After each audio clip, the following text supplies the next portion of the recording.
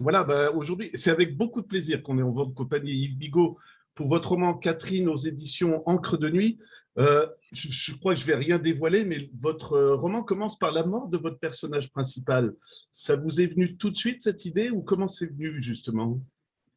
Oui, ça m'est venu très vite parce qu'en fait, je raconte un peu l'histoire à travers mon héroïne, hein, donc, qui est une jeune fille qui a grosso modo 17 ans, hein, entre l'été 1966 et l'été 1968. Et j'annonce d'emblée, effectivement, par son assassinat en 1974, que toute la période de rêve, hein, de changer le monde, de ce qui est l'aventure des Provos d'Amsterdam, du swinging London, puis des hippies de San Francisco. Cette période, elle se termine en 1974. C'est la fin des 30 Glorieuses, c'est la fin de la guerre du Vietnam, c'est la fin de la conscription aux États-Unis, et on va passer à un autre monde, à un autre cycle. Donc je l'ai marqué d'emblée par l'assassinat, donc la mort violente, hein, de mon héroïne, mais comme c'est la mort violente de ses idéaux. Voilà. Alors, on parle du personnage principal qui s'appelle Catherine Muren, qui est une jeune Hollandaise. Et justement, alors moi, j'y ai pensé après, mais c'est en découvrant votre livre, parce que vous y connaissez vraiment en musique. En Hollande, c'est là où ça se passait aussi, hein, pour l'Europe. Il y a eu le côté hippie aux États-Unis, mais c'est arrivé en Europe. Et je pense pas trop me tromper en disant que c'était surtout en Hollande. Très présente effectivement cette culture, hein, cette contre-culture aux Pays-Bas. C'est la raison pour laquelle je n'ai pas voulu que mon héroïne soit française, ni même belge, parce que ça aurait été ambigu entre les Belges Ouais. francophones ou les Flamands. En, en faisant une néerlandaise, j'en faisais quelqu'un d'abord qui parlait parfaitement anglais dès l'adolescence, et puis qui était imprégné de cette culture, la culture rock et la culture pop des années 60 dans lesquelles elle grandit. C'était naturel. En France, cette période, elle est assez différente parce qu'elle est marquée par mai 68 qui écrase absolument tout et qui a un mouvement certes, qui était joyeux et libertaire pour beaucoup, mais qui d'abord était un mouvement politique, ce qui n'était absolument pas le cas de la révolution rock et des hippies, qui mettaient la politique très, très à l'écart de ce qu'ils faisaient, même si oui, ils étaient contre la guerre du Vietnam, ils étaient contre le racisme, etc., mais ils ne pensaient pas que la politique résoudrait quoi que ce soit. Voilà. Alors, du coup, moi, je ne vais pas trop en dévoiler parce que, bon, l'intrigue fait que Catherine doit se sauver, quelque part, c'est un petit peu ça. Et ce que je trouve C'est un intéressant, road trip. voilà, exactement. Donc, elle commence par l'Angleterre. Je pense que pour vous aussi, c'était un régal. Vous aviez aussi envie de parler un peu de vos passions, hein. On passe sur le swinging London. Et bah, je vous laisse nous en parler un petit peu parce que c'est un plaisir. On va rencontrer des tas de gens qui ont vraiment existé pour le coup, là. C'est vrai que c'était évidemment un plaisir, hein, d'écrire et de raconter le Swinging London de 1966 et puis le San Francisco, le Festival de Monterrey, hein, de 1967. Les hippies juste avant le Summer of Love. Bien sûr, c'est la musique que j'adore. C'est l'âge d'or, hein, et la période impériale du rock, hein, là où les Beatles, Bob Dylan, Jimi Hendrix, les Rolling Stones sont les rois du monde, et puis les groupes de San Francisco. Donc oui, parler à la fois de la mode, hein, aussi très importante à Londres. Il faut bien voir qu'au moment où mon héroïne, Catherine, donc, arrive à Londres en août 1966, c'est l'euphorie. D'abord, ça a été le plus bel été, le plus ensoleillé depuis des années à Londres. L'Angleterre vient enfin de remporter la Coupe du Monde de football dans son antre à Wembley. Donc il y a une euphorie qui s'empare du pays, qui est absolument incroyable. Tous les cinéastes de la planète sont là à Londres après le succès de Hard Day's Night, hein, Quatre garçons dans le vent, le film des Beatles. Tous les cinéastes de la planète, qu'ils soient français, américains, italiens, etc., allemands, viennent tous tourner à Londres pour la magie, voilà, de ces rues et puis de cette mode et puis ces personnages absolument incroyables. Et effectivement, mon héroïne va assister à un certain nombre de ces happenings qui se déroulent à ce moment-là. Et donc, elle va croiser Paul McCartney, Brian Jones, et puis assister au premier concert des Pink Floyd, des Soft Machine, etc., qui sont des groupes qui sont complètement underground encore à l'époque, hein. C'est avant même qu'ils commencent à enregistrer. Voilà. Ce que je trouve passionnant, bien sûr, il y a Londres, mais après, moi, j'avoue que San Francisco, ça m'a éclaté quelque part, Parce qu'on le disait, c'était pas politique, d'accord, le mouvement hippie, mais comme vous le décrivez, il y avait quelque chose. On voulait recréer le monde. Donc, il y a des tas de concerts, mais il y a aussi des tas d'échanges, même la maison où va vivre Catherine. Alors, maintenant, je vais bien tenir, c'est Catherine. Euh, là où elle va vivre, c'est quand même aussi des gens qui veulent refaire le monde. Et puis, on vit pas trop bien, mais finalement, ça nous plaît. Enfin, c'est quelque chose qui était en formation, tout ça, finalement. C'était une société en devenir ou pas? Bien sûr, hein, c'était la jeunesse occidentale hein, qui atteignait à la fois un niveau d'éducation et de pouvoir d'achat inédit dans l'histoire de l'humanité et qui donc imposait sa culture au reste de la société et qui donc pensait effectivement qu'elle allait pouvoir changer le monde, mais très profondément, y compris dans son mode de vie, un mode de vie communautaire basé sur l'échange et où tout le monde, contrairement à la caricature qu'on en a fait justement en France, hein, où on présente les hippies Exactement. comme des babas, hein, c'est la caricature du collar au chaud. Hein. C'était pas ça du tout. C'était des gens qui étaient extrêmement actifs, qui étaient très créatifs, qui étaient sinon des artistes, au moins des artisans, et puis qui voulaient inventer un nouveau mode de vie qui serait égalitaire, qui serait communautaire, et puis surtout qui serait très créatif et pacifique, et qui voulait refonder en fait l'humanité hein, d'une certaine façon. À tel point que Catherine, elle va devenir pas une vedette, mais on va la repérer, puisqu'on va l'appeler la Dutch Girl. Elle va commencer à faire des concerts aux États-Unis. Et c'est là où je vous dis franchement, je me suis fait avoir. J'ai été voir sur le net si elle avait existé, parce que vous lui avez créé tellement. Est-ce qu'il y a eu des gens comme ça, des Européens, des Européennes qui ont fait une petite carrière ou qui se faisaient repérer là-bas? Oui, en tous les cas, il y en a qui y sont allés hein, parce que c'était d'un seul coup, c'était magnétique. Hein. San Francisco est devenu le centre du monde hein, pendant quelques mois. Et oui, il y avait d'ailleurs, je place ce qu'on appelle des œufs de Pâques hein, Oui. dans mon texte, hein, c'est-à-dire des petits clins d'œil à mon amie Annette Lévy-Willard, hein, notamment qui était prof de français à San Francisco et qui est devenue la compagne de Country Joe McDonald. Je salue aussi Patrick Dish, qui est par la suite devenu le guitariste de Martin Circus, mais Ah, qui a vécu pendant un temps à Sausalito avec les musiciens de Quicksilver, et Robert Charlebois, qui m'a raconté l'été qu'il a passé à San Francisco, au fameux No Name Bar, hein, dans lequel je le situe, qui est de l'autre côté de la baie, d'où on voit, San Francisco. Oui, bien sûr. Alors, Catherine, elle n'a pas existé telle qu'elle, mais j'ai essayé, voilà, d'en faire un personnage, oui, dans lequel pouvait se reconnaître un peu toute cette génération. Mais si j'ai voulu que ce soit un personnage féminin, c'est parce que de toutes les libertés, de toutes les libérations des années 60 et qui ont été extrêmement nombreuses et diverses, la plus importante, c'était la libération des femmes et des jeunes filles. Et c'est à travers elles que le monde changeait. Voilà. Alors, du coup, je ne sais pas si vous voulez qu'on dévoile qui est son premier amoureux, mais c'est assez génial aussi comme idée. Je vous laisse si vous voulez le dire ou pas. Mais ça m'amène justement, et ce n'est pas une critique du tout, c'est votre vision sur le sexe. C'est des images crues, c'est vraiment ce qui se passe. Est-ce que c'était pour changer aussi? Je veux dire, c'est pas imagé quand il y a une relation sexuelle. Voilà, je ne vais pas dire rentrer dans le détail, mais c'est ça aussi qui était important pour vous, je pense. Bah, écoutez, moi, c'était tout le pari hein, que je faisais en écrivant cette histoire, c'était de réellement faire comme si c'était Catherine qui parlait au lecteur. Donc, elle dit je, hein, dès les premiers mots du roman, elle dit je, et c'est moi donc qui effectue ce qu'on appelle une métathèse sexuelle pour écrire dans la peau d'une jeune fille. Et forcément, une jeune fille de cet âge, hein, elle a un peu plus de 16 ans quand le roman démarre, et elle en a un peu plus de 18 quand il s'arrête, bah, forcément, le sexe et l'amour, ce sont évidemment des choses très importantes pour elle, et puis surtout, c'est découverte. Donc, ben, forcément, hein, une jeune fille qui connaît ses premiers émois sexuels, son premier rapport sexuel, elle se pose des tas de questions qui sont liées à son corps. Et donc, évidemment, je ne pouvais pas les éluder, parce que sinon, je ne pouvais, de manière crédible, elle ne pouvait pas raconter elle-même son histoire si elle ne se posait pas ces questions de ben, ça passe où le sperme après Voilà, un voilà. rapport? Est-ce que ça s'envole? Est-ce que ça s'évapore? Est-ce Ouais. que ça ressort? Est-ce que ça disparaît? Ben oui, bien sûr.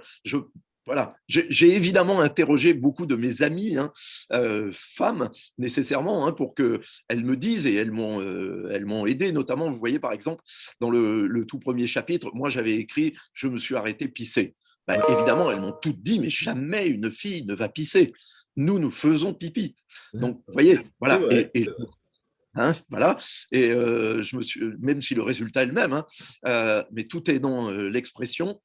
Et mais donc, pour ce qui est de sa première rencontre sexuelle, hein, donc son premier rapport, donc j'ai imaginé que ça se passait avec Jim Morrison, donc le chanteur des Doors, mais j'ai bien vérifié que ça aurait pu être le cas, car Jim Morrison était bien ce jour-là, à cette heure-là, à cet endroit-là, donc le Polo Field du parc du Golden Gate à San Francisco, et qu'il était bien le soir en concert avec les Doors, un peu avant la sortie de leur premier album, en première partie du Grateful Dead au Fillmore de Bill Graham. Donc, si vous voulez, tout ce qui n'est pas l'histoire de mon héroïne et des quelques personnages fictifs autour d'elle, tout le reste, tout l'environnement, tout le background est rigoureusement, historiquement exact et vérifié. Voilà. Et ce que je trouve vraiment génial, et vous l'avez dit au début, c'est que généralement, quand on parle des années 70, alors c'est encore cliché, les babacools, les choses comme ça, mais il ne faut pas oublier que derrière, il y avait toute une autre société, et c'est ce qui nous amène peut-être à la deuxième partie de votre roman, c'est qu'il y a une violence qui sous-tend tout ça aussi. Vous y pensiez tout de suite ou est-ce que c'est venu naturellement? Enfin, non, justement, est-ce que vous n'y pensiez pas en commençant votre roman, quoi, justement?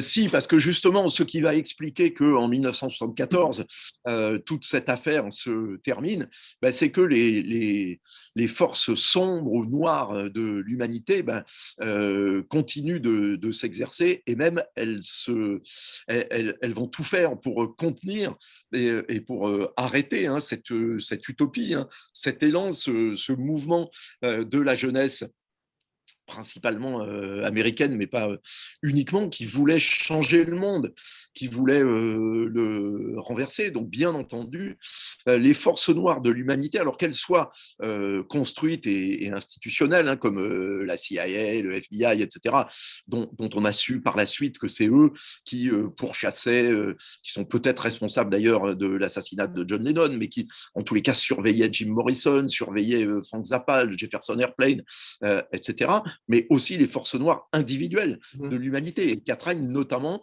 ce à quoi elle va se heurter, en fait, c'est à l'industrie qui va d'ailleurs se développer très très vite dans ces années-là, l'industrie de la pornographie et jusqu'à celle des snuff movies, hein, donc ces films pornographiques, mais au cours desquels voilà, l'apex est de tuer en direct devant la caméra des animaux ou parfois même des êtres humains. Donc, elle va être poursuivie par ce monde-là.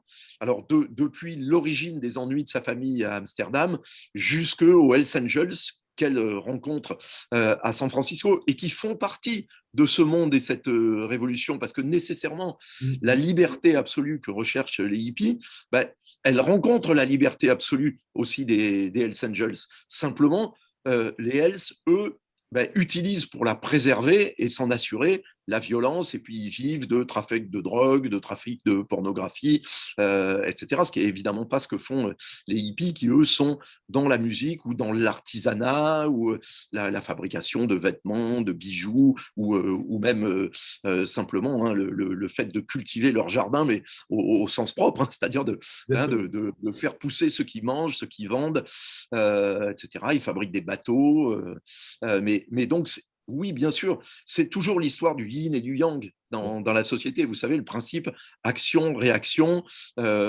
ombre et lumière. Et plus la lumière, qui est celle donc, de cette jeunesse, est forte, ben, plus l'ombre devient forte pour s'y opposer. Et oui, bien sûr, ça, c'était au cœur de mon roman, c'est-à-dire que le road trip joyeux et lumineux de Catherine ben, va se transformer à un moment en bad trip, comme ça arrive parfois des trips d'acide. Voilà, et c'est assez passionnant parce que ce que vous venez de dire, comme vous l'avez dit, il y a deux libertés. Il y a la liberté d'être un hippie et puis aussi de faire le mal, parce que moi je pense à toute cette période, il y a quand même l'assassin de la femme de Roman Polanski à l'époque, il y a Summer of Sam aux États-Unis, à New York si je ne me trompe pas. C'est vraiment une société qui est en complète transformation et qui ne sait pas où elle va finalement, j'ai l'impression. Quand on voit ça, après je ne veux pas trop en dévoiler, mais Catherine va revenir en Hollande. Et est-ce qu'elle n'est pas rattrapée par le cynisme de la nature humaine, finalement? Parce que même là, alors qu'elle pourrait être heureuse, on lui fait faire des choses qu'elle ne veut pas faire non plus, quoi. Si, bien sûr. Et puis, il y a un autre côté aussi que j'ai peut-être développé un peu, c'est que encore à cette époque-là, et fort heureusement, j'espère que c'est révolu depuis, mais quand les femmes voulaient se libérer, elles étaient souvent rattrapées par les forces qui voulaient les en empêcher ou plutôt les punir de s'être libérées. On voit ça dans Le Mépris hein, de Godard avec Brigitte Bardot, on voit ça dans La fille à la motocyclette hein, avec Marianne Faithfull. Et beaucoup d'autres dans Madame Bovary, hein, déjà à l'origine, beaucoup chez Shakespeare hein, aussi. Donc, oui, bien sûr, il y a cet aspect-là. Puis l'humanité est névrosée. Hein, c'est quelque chose de voilà, d'incontournable. On le voit. Vous savez, ça pourrait être aussi la parabole d'Internet et des réseaux sociaux, Tout à fait. qui au départ étaient faits pour libérer et pour réunir les gens. D'ailleurs, c'est pas un hasard. C'est un hippie, hein, Steve Jobs notamment, et puis Percy Barlow aussi. Hein, c'est les hippies qui ont inventé Internet. Alors, en conjonction d'ailleurs, c'est paradoxal avec l'armée américaine, mais c'était quelque chose au départ de très généreux et qui en fait est devenu la tour de Babel et des gens qui s'insultent, qui se menacent en permanence, alors que c'était destiné simplement à pouvoir les réunir. Vous voyez, donc il y a toujours cet aspect, voilà, le côté noir de la lumière. Voilà. Ça sera une de mes dernières questions, mais du coup, je me dis qu'il faut vraiment structurer l'intrigue à ce moment-là, parce qu'il y a des messages importants que vous passez finalement là-dedans, puis c'est aussi une observation d'une partie enfin, ouais, d'une partie de l'époque de la société, quoi. Écoutez, c'est ce que j'ai espéré, hein, c'était voilà, y mettre à la fois tout ce qui s'était produit dans cette époque-là et puis tout ce qu'on pouvait en comprendre depuis avec le recul voilà, et l'expérience qui a été, voilà, qui a été la mienne et puis surtout faire revivre cette période, ces rêves, hein, surtout absolument incroyables et merveilleux, moi dont je n'arrive pas complètement hein, à faire le deuil. Hein. Oui, oui. Là, Ça se la comprend. preuve, je, mais je pense qu'on a besoin aussi de se souvenir que ça a existé, que ce monde-là était possible, que cette proposition de société alternative a eu lieu. Parce que aujourd'hui, on est dans un monde qui est tellement désespéré, qui manque tellement d'espoir, de vision de l'avenir, que je pense on a besoin de se souvenir qu'il n'y a pas si longtemps que ça, eh ben, à un moment, et pour répondre aussi à une de vos questions précédentes, on était dans ces années-là à deux doigts quand même de voir basculer,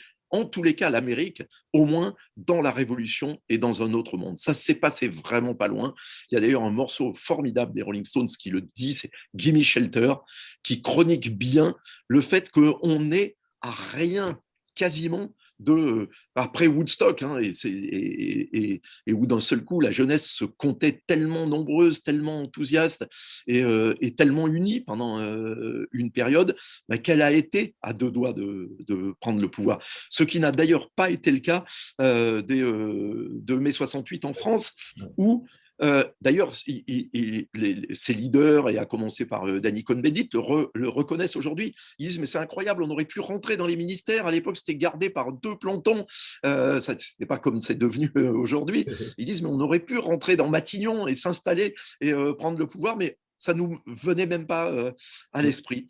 Mais il y Et avait de la peut-être pas même façon, pardon, ouais, mais il y avait peut-être pas le flower power en idée, c'était politique en France, alors que aux États-Unis, il y avait la philosophie. Il y avait, enfin, je veux dire, Jim Morrison, s'il vient en France, je pense que c'est pas pour rien non plus. Après, je dévie un peu, mais c'est passionnant, quoi. Donc voilà, quoi.